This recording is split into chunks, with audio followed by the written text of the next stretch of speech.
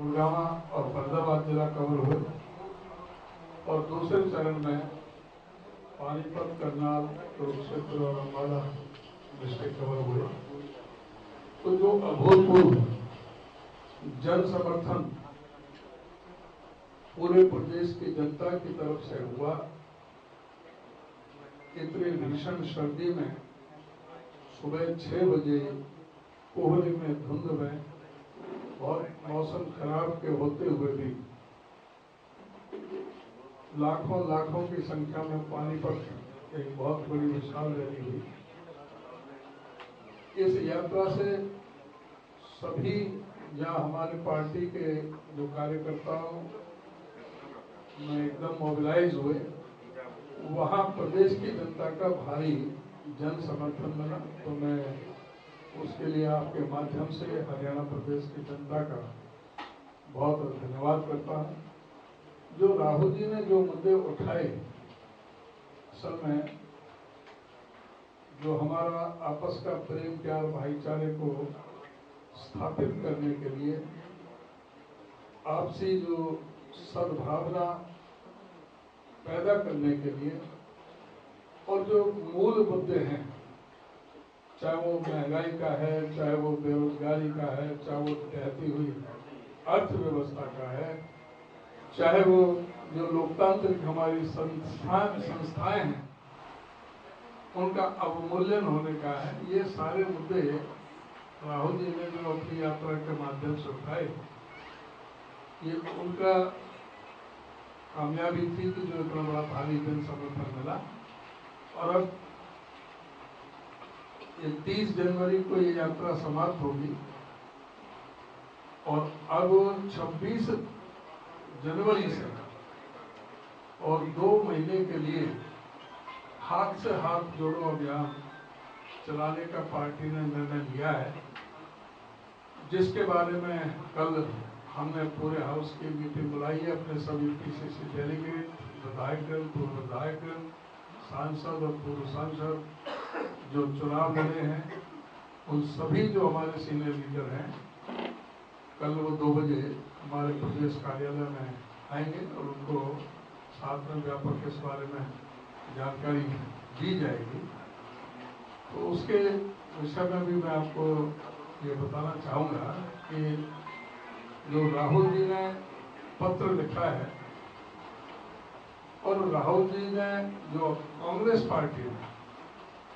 Party ने जो Bharatiya Janata party के विरोध में जो एक चार्जशीट तैयार करी है 1 पेज की, उसको हमें हाथ से हाथ जोड़ो कार्यक्रम के तहत घर घर तक पहुंचानी है। हर गांव में, हर बूथ पर हमारे कार्यकर्ता वहां पर पहुंचेंगे। हर गांव में जनसभा होगी, मीटिंग होगी, पब्लिक मीटिंग, उसके माध्यम से जन जागरण होगा।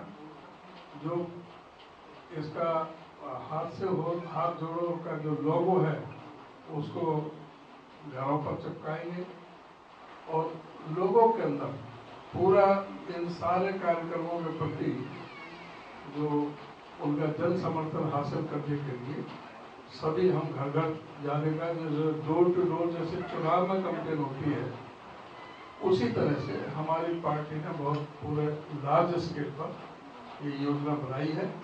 हम गांव में, जिले में, ब्लॉक में, सभी जगह इस कार्यक्रम को लेकर के जाएंगे और जहां आवश्यकता होगी वहां पर प्रदेश स्तर के नेता जाएंगे, जो बड़े कार्यक्रम होंगे, और बाकी जिला स्तर के नेता और ब्लॉक स्तर के नेता इस कार्यक्रम को पहुंचाएंगे। तो इसी के लिए ये कल की हमने मीटिंग बुलाई है और आदरणीय हुड्डा जी बाकी जो मुद्दों पर अपने बात रखें। तो 2 महीने, एक ब्लॉक में कम से कम 1 महीना, एक ब्लॉक में 1 महीना, और ये पूरा हमारा फरवरी और मार्च तक चलेगा। मार्च के लास्ट तक 2 महीने चलेगा पूरे प्रदेश के अंदर, जिसमें हर ब्लॉक ही नहीं, गांव और बूथ हम सारे उस पर कवर करेंगे।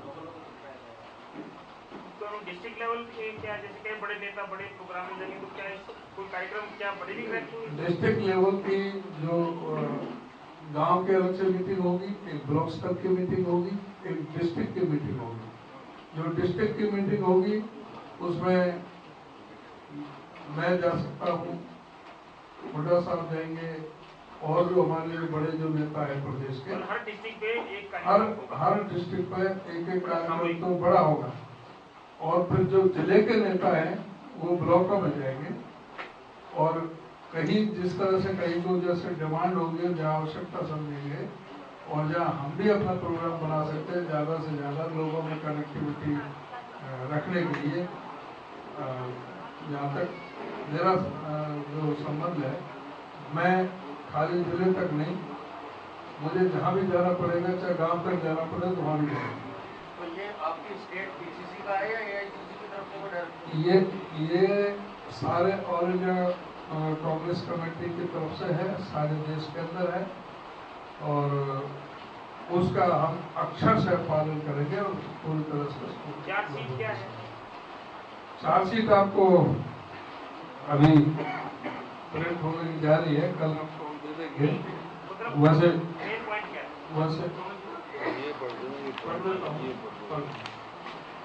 इसका शीर्षक है भ्रष्ट जुमला पार्टी, बीजेपी को भ्रष्ट जुमला पार्टी। और इसके जो मुख्य जो हैं, कुछ का साथ खुद का विकास, कुछ का साथ और खुद का विकास, सबके साथ विश्वासघात।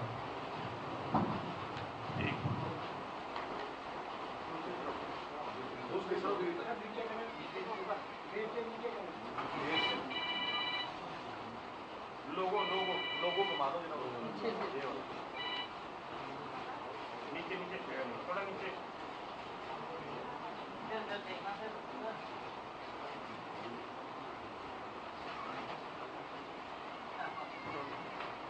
ये राहुल जी का पत्र है। ये तो क्या लिखा है? सामने हो तो पढ़ के सुना। नहीं, दोनों मोटी बात बता रहे हैं, मूल बात। हाँ, और इसमें ये कहा कि सारे कांग्रेस एक रहे, इसमें सारी बात रखे, सारा देश है। मैं तो मोटा ड्राइवर चला जाएगा ना भाई, ये पहले यात्रा पूरी करते हैं। इसके जो मुख्य इसमें है, जो वैसे बता देता हूँ। 2014 में प्रधानमंत्री बनने के बाद 2014 में प्रधानमंत्री बनने के बाद मोदी जी जिसके हवाई जहाज में दिल्ली गए, उस उद्योगपति की दौलत 8 साल में 50 गुना बढ़ी। यह है कुछ का साथ के बारे में। भारत के 10% अमीरों के पास देश की 64% संपत्ति है, जबकि 50% आबादी के पास सिर्फ 6% है। 8 सालों में किसानों का कर्ज नहीं, अरबपति मित्रों के 72,000 करोड़ रुपए हुए माफ। खास मित्र बना भारत के 30% बंदरगाह, एयरपोर्ट, बिजली उत्पादन और कोयले की खदानों का मालिक। सारे जो बंदरगाह हो, एयरपोर्ट हो, बिजली के जो उत्पादन हो रहा है, जो कोयले की खदानों का 30% जो हिंदुस्तान का, वो एक ही आदमी मालिक बना दिया। सिर्फ मोटी। और खुद का विकास सिर्फ प्रचार और परिवारवाद। मोदी की छवि चमकाने और ब्रांड मोदी बनाने पर टैक्स पेयर्स के 10,000 करोड़ रुपए प्रचार पर खर्च। 90% गुप्त इलेक्टोरल बॉन्ड लेकर भाजपा ने की सरकारी हफ्ता वसूली। पार्टी की संपत्ति 5,000 करोड़ से भी ज्यादा। भाई भतीजा जनता पार्टी ने बढ़ाया परिवारवाद। राजनीतिक घरानों से बनाए 20 मंत्री, 14 MP और 31 MLA। कल सबको हम कॉपी जो है वो डिस्ट्रीब्यूट कर देंगे, वो प्रिंट होने के लिए देंगे। छोटा सा।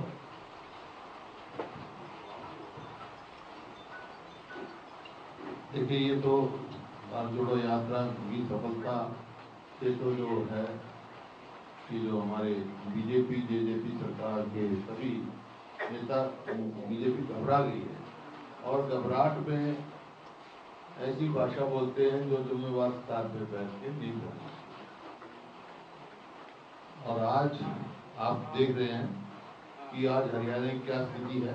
आज ही अखबार में आया, हाईकोर्ट ने जो एसएस जो कोऑर्डिनेट सर्विस कमीशन है उसके ऊपर 1 लाख जुर्माना लगाया है।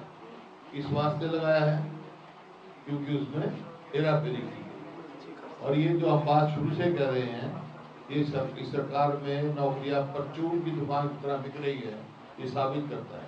हरियाणा पब्लिक सर्विस कमीशन में पैसा पकड़ा गया और जो जिसके पकड़ा गया जो एक्यूज था उसकी जमानत हो गई हाई कोर्ट में।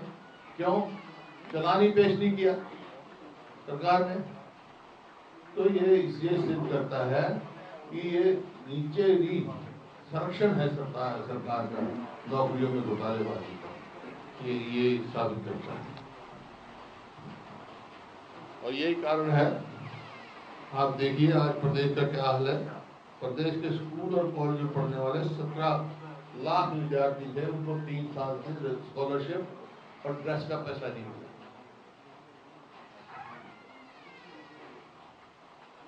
और हर वर्ग आज आप देख रहे हैं, मेरे को वहां पे मैं जब पद यात्रा कर रहे थे तो किसान मिले वहां के,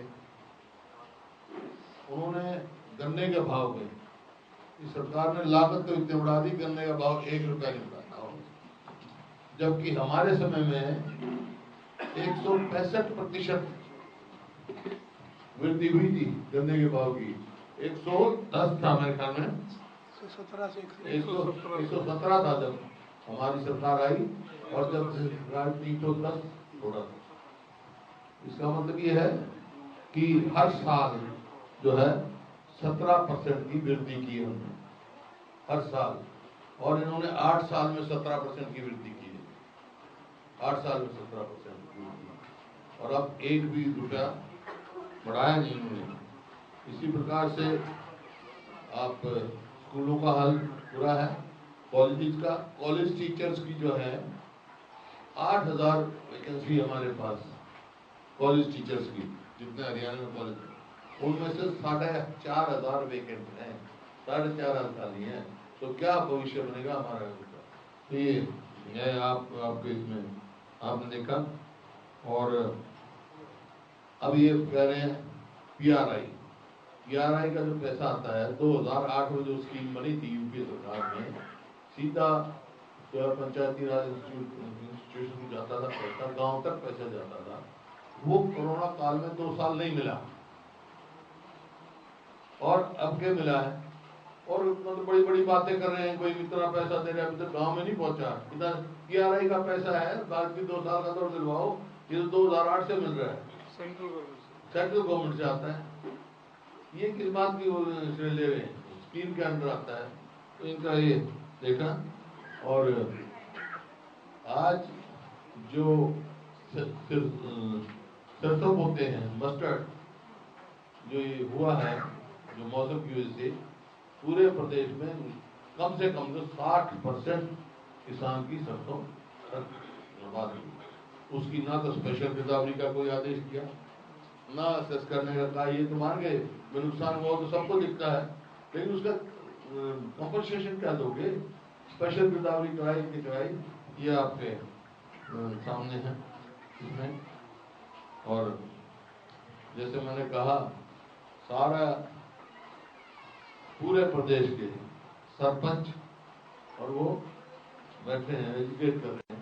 ई टेंडरिंग कहते करेगा सरपंच, तो 2 लाख से ऊपर काम होगा तो ई टेंडरिंग हुआ। ये एक घोटाले का एक नया हुआ है।